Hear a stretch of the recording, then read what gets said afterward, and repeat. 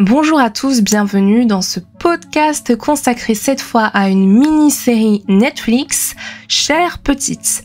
Alors, suite à un accident de voiture qui manque de lui coûter la vie, une femme se retrouve hospitalisée. La petite fille qui l'accompagnait révèle alors aux enquêteurs qu'ils étaient 3 à être séquestrés par un homme qui contrôlait le moindre aspect de leur vie. Alors très vite, un premier cadavre de femme est découvert dans les bois. Bref, bienvenue dans l'univers d'arc-en-ciel et de licorne qui caractérise la série Chère Petite. Alors tout d'abord, précisons-le, Chère Petite s'éloigne des stéréotypes américains et de la grosse machinerie d'Hollywood, puisqu'il s'agit tout simplement d'un produit allemand. Et ça, c'est toujours un point positif parce qu'il n'y a pas tant que ça de création allemande, entre autres, mais d'autres nationalités qui ne sont pas vraiment bien représentées en termes de quantité, même de qualité, sur des plateformes streaming comme Netflix. Donc on aime la diversité et c'est toujours intéressant de voir un produit et de tester un peu la Deutsche Qualität actuelle. Alors, Chère Petite est une mini-série de 6 épisodes. C'est un format assez agréable car avec des épisodes qui durent toujours environ de 50 minutes. Environ 50 minutes et 6 épisodes, donc vous faites le calcul, ça se regarde en un week-end si on est un peu hypé et en une journée pour les plus acharnés d'entre nous. Donc c'est le format idéal a priori pour la plateforme Netflix. Alors la première caractéristique de cette série à laquelle j'ai déjà fait allusion, c'est l'atmosphère extrêmement froide qui s'en dégage. On se retrouve tout de suite plongé dans quelque chose de très oppressant. C'est vraiment construit par l'ensemble de la réalisation. Les lumières bleues et froides. D'ailleurs, on est confronté à des couleurs très froides tout au long de la série. La mise en scène, la musique, elle est glauque. On a un peu l'impression à certains moments de manquer d'air, de suffoquer. Comme si nous aussi, en tant que spectateurs, nous étions séquestrés et pris au piège de cette réalisation qui nous enferme dans son atmosphère lugubre, disons-le. Qu'on passe du terrain militaire à l'hôpital, tout est visuellement aseptisé et dépourvu globalement de chaleur humaine. Alors néanmoins, et ce n'est pas forcément une critique, c'est vraiment le parti pris par la réalisation que de créer une ambiance très froide et qui va, somme toute, extrêmement bien avec le sujet de la série. Donc il ne s'agit pas d'une critique, juste d'une réflexion. Et néanmoins, donc, l'intrigue est très bien réalisée. Elle nous tient, je trouve, en haleine tout au long des 6 épisodes.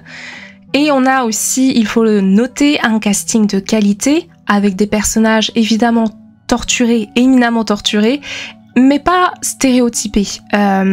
L'accent est mis dans la série sur la psychologie et ça, c'est vraiment appréciable. C'est toujours ce qu'on préfère, enfin moi en tout cas ce que je préfère par rapport à un visuel qui va être glauque, bêtement glauque et violent en fait.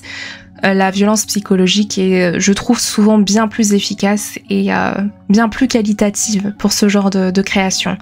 Alors, tout au long, en fait, on se demande constamment sur quel pied danser. Par exemple, on a la gamine qui est évidemment la victime, mais qui était aussi très dérangeante par son attitude. On a aussi son petit frère, le petit garçon, qui est comme vide intérieurement et vraiment ces personnages interrogent. Ils nous posent beaucoup de questions pendant longtemps.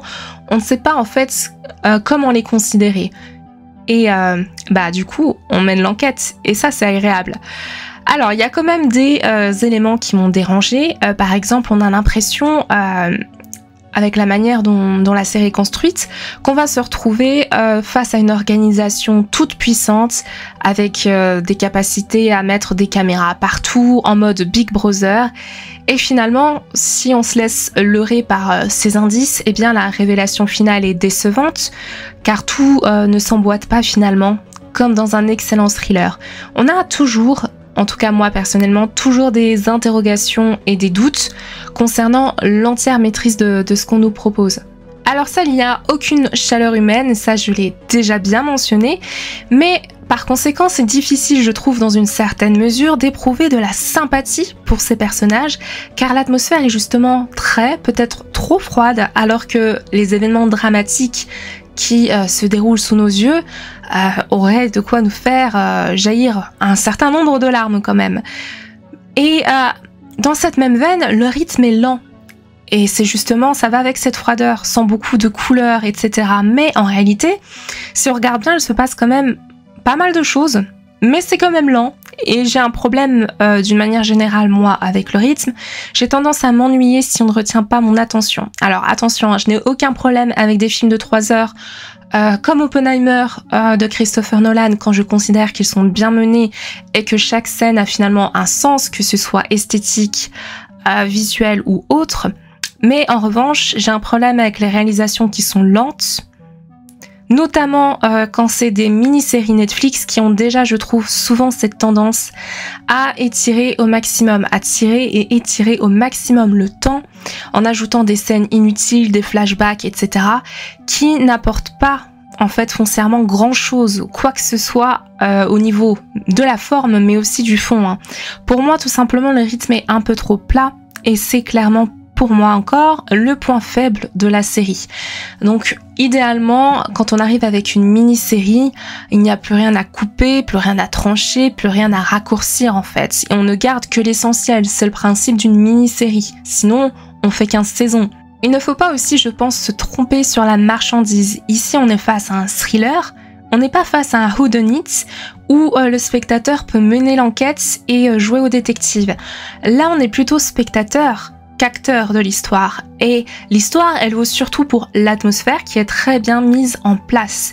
Et c'est le genre de série que je suis contente d'avoir vue, ça c'est sûr, mais que je sais à l'avance que je n'aurais plus en fait envie de la regarder. Une fois, c'est assez quelque part. Alors, maintenant que tout ça est dit, ça reste une série solide et idéale pour passer un bon week-end. Déjà, elle est adaptée d'un livre que j'ai d'ores et déjà réservé à la bibliothèque. Le livre est écrit par Romy Hausmann. Donc si vous ne la connaissez pas comme moi il y a encore quelques heures, n'hésitez pas à vous renseigner sur elle. Vous verrez qu'elle a un background assez intéressant avec des liens intéressants à nouveau avec des victimes de crimes assez horribles et qui peuvent expliquer justement sa bibliographie. Et j'ai vraiment hâte de lire cette œuvre parce que l'histoire reste intéressante et prenante. On veut savoir comment ça se termine et j'ai envie de dire, une fois que c'est terminé, on regrette même de ne pas en savoir plus. Donc je suis sûre que grâce à ce livre, je vais trouver davantage de la profondeur qui m'a un peu manqué en déjà obtenant des réponses aux questions qui pour moi sont demeurées ouvertes à la fin de la série. Donc tout ça pour moi ça va être le rôle du livre que de combler un peu les failles là où j'en ai trouvé. Et l'idée c'est que l'histoire a plus de secrets à livrer en fait que n'en a révélé la série, je pense. Et mon impression, c'est que le livre sera plus qualitatif que la série. Peut-être qu'il ne s'agit pas d'une adaptation très fidèle. En tout cas, j'ai hâte de découvrir ça. Et d'ailleurs, si le sujet vous intéresse, n'hésitez pas à me le dire. Et auquel cas, je ferai un numéro podcast comparatif entre justement la mini-série et le livre pour essayer de creuser un petit peu tout ça. Voilà, c'est tout pour ce podcast consacré à cette petite série très intéressante, Chère Petite. Et en attendant, moi je vous dis à très vite pour un prochain numéro. Comme d'habitude, prenez soin de vous.